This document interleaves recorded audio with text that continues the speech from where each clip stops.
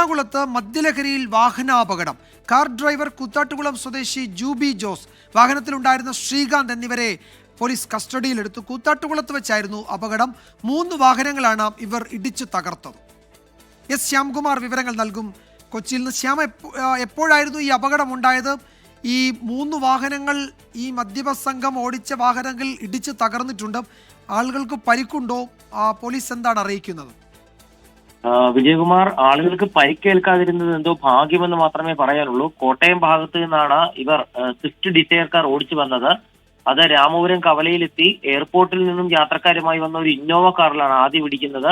അവിടെ നിന്ന് ഒരു 100 മീറ്റർ മാറി ഫെഡറൽ ബാങ്കിന്റെ സമീപത്ത് KSRTC ബസിന്റെ പിറകിലിടിച്ച് അപകടമുണ്ടാക്കി. പിന്നീട് സമീപത്തുള്ള ഒരു കെട്ടിടത്തിൽ പാർക്ക് ചെയ്തിരുന്ന മറ്റൊരു കാറിലും ഇടിച്ചു കയറി.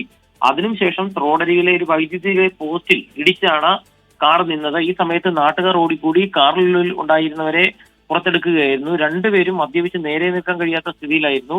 ഇതിലാണ് കൂത്താട്ടുകുളം സ്വദേശിയായ ജൂബി ജോസിനെയും വാഹനത്തിൽ യാത്ര ചെയ്തിരുന്ന ശ്രീകാന്ത് എന്ന് പറഞ്ഞ ആളെയും പോലീസിന് നാട്ടുകാർ തന്നെ പിടികൂടി കൈമാറിയത്. അവിടെ നാട്ടുകാർ വലിയ രീതിയിൽ ഇരുവരോടും രോഷം പ്രകടിപ്പിച്ചിരുന്നു. ഭാഗ്യത്തിനാണ് നിരവധി പേരുടെ ജീവൻ രക്ഷപ്പെട്ടത്. ഇയാളെ പോലീസ് ബലം പ്രയോഗിച്ചാണ് അവിടെ നിന്ന് വാഹനത്തിൽ കയറ്റി കൊണ്ടുപോയത്. അവിടെ നിന്ന് ഈ അപകടം ഉണ്ടാക്കിയ ശേഷവും വാഹനത്തിനടുത്ത് നിന്ന് മാറാനും പ്രതി തയ്യാറായിരുന്നില്ല. ഇപ്പോൾ രണ്ടുപേരെയും കൂത്താട്ടുകുളം പോലീസ് കസ്റ്റഡിയിലെടുത്തിട്ടുണ്ട്.